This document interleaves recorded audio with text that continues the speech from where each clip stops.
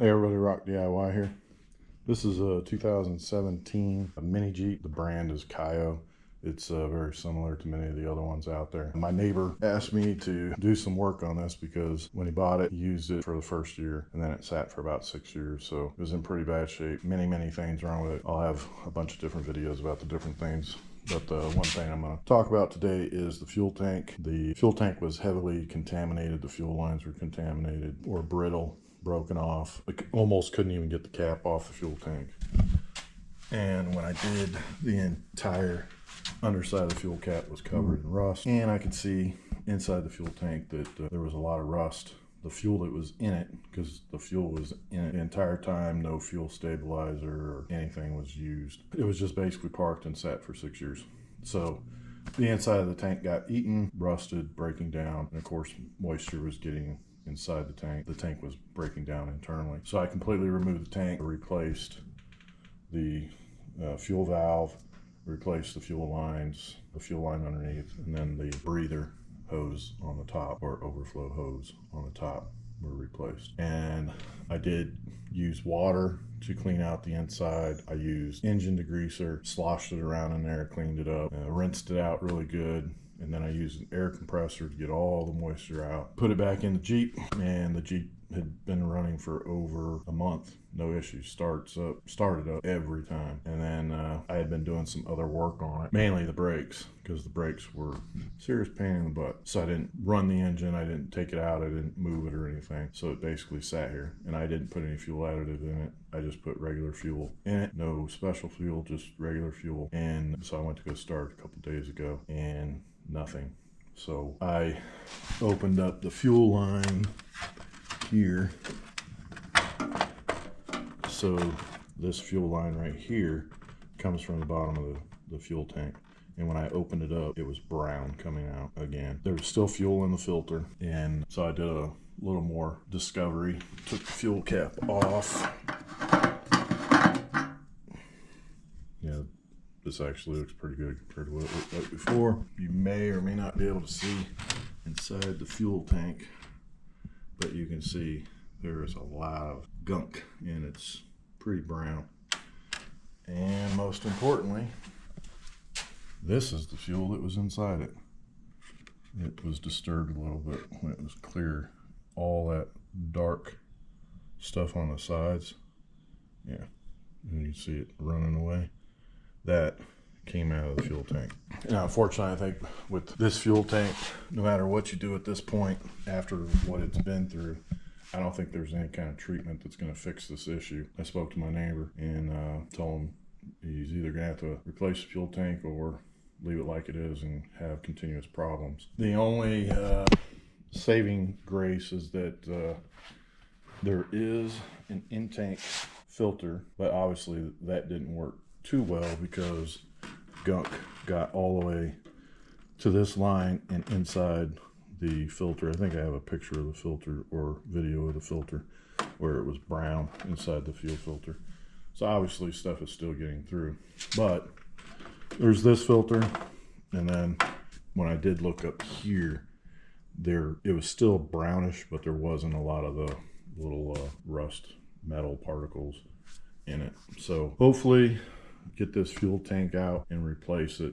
There won't be any issues. I did flush the lines out. I probably need to open up the bulb on the bottom of the carburetor and see what that looks like, because if that's gunked up, then I'm going to continue to have issues. And also need to check the spark plug, because that may be gunked up, but maybe not. Fuel tank's supposed to be here today, and the most important thing about this fuel tank is you don't want to get one that's too tall, and you want to make sure that your bolts align with the holes on the fuel tank. And not trying to sell or get anybody to buy a specific brand, but so the hole diameter is 8 millimeters and the distance between the two mounting holes is 13 centimeters. That's the most important thing when you purchase this. And you also, if you don't have good fuel lines or a good fuel valve, some of them just have the tank and the cap, and some of them include the bolts, the drain valve, and the other hoses as well. So pay attention to that when you purchase it. And unfortunately, actually, I did look up a tank previously and they weren't that expensive. And now I bought this one, and this one was $46, and that's including tax. There was no shipping charge through Amazon. So there you go. I'm going to remove this tank, and what I'm going to do is run my phone camera scope inside of it to get a better look at the inside and show everybody what it looks like. And as I've already stated, I believe there's really nothing you can do to this fuel tank to save it, unless there's some expert out there that knows of something you can do. I think this tank is completely done. The outside of it looks perfectly fine. It's just the inside that's going to continue to be an issue. And it's not going to matter whether stabilizers put in it, additives, any of that stuff. The damage is done, and it's going to continue to deteriorate. You can see all that buildup in there. It's pretty bad.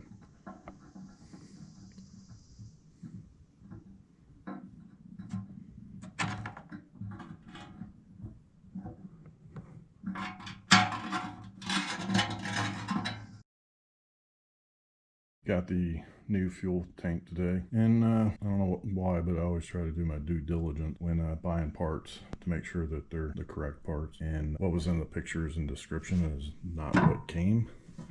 This is the original one. You can see that it has an overflow tube right here.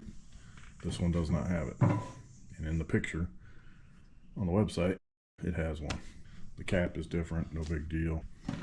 In fact, kind of like this one, a little better. It's flatter. Got a rubber seal on the inside, and also has a strainer. The old one does not have a strainer. So my biggest issue with this one is that it doesn't have the overflow tube on it. As far as the overall height, they're the same. Where the fuel valve on-off goes is in the same spot, which is good.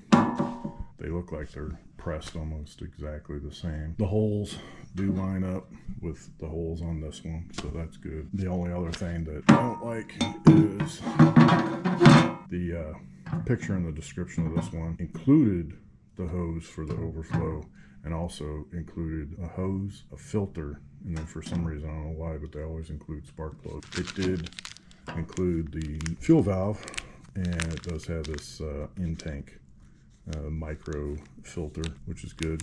And it also has a rubber O-ring here. I'm going to use this. Not comfortable with not having the overflow on it, but we'll see how it all works out.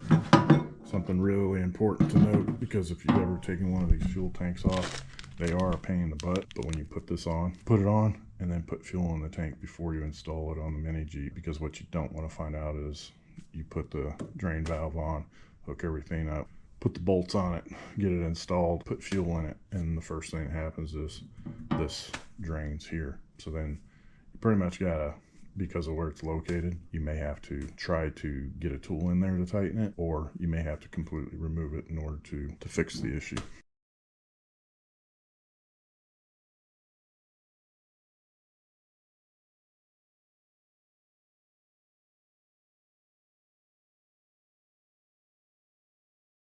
The nut on here is a 14 millimeter, and when you do put this on, you want the barbed end to be facing outward. You can put it to the inside, but it's better if it's pointed outward. Also, when you put this nut on, there's a rubber gasket, and it's got a fatter lower portion and a skinnier upper portion. And believe it or not, the nut has a recess in it that upper portion goes up into the nut. So when you tighten it down, it's compressing the rubber gasket inside the nut, as well as the larger portion of the rubber gasket against the fuel tank. So you kind of get a double seal on your fuel valve.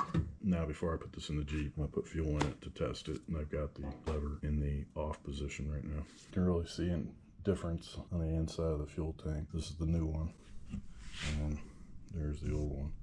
You see all that rust in there. Moment of truth, new fuel tank in it. I already tested it, make sure it wasn't leaking. Just put fuel in the tank. The fuel valve on, there's no fuel in the filter right now. So that's the first thing I need to look for.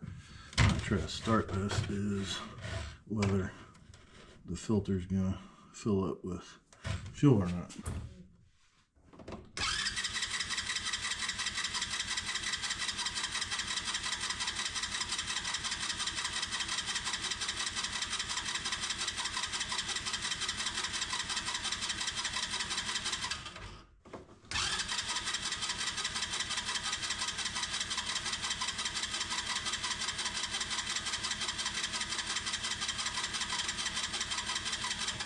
Sometimes it takes a little while when you change things out, but it doesn't look like there's much fuel in the filter. The filter doesn't even look right. It just looks all, it's supposed to be brand new, but looks like it's all beat up.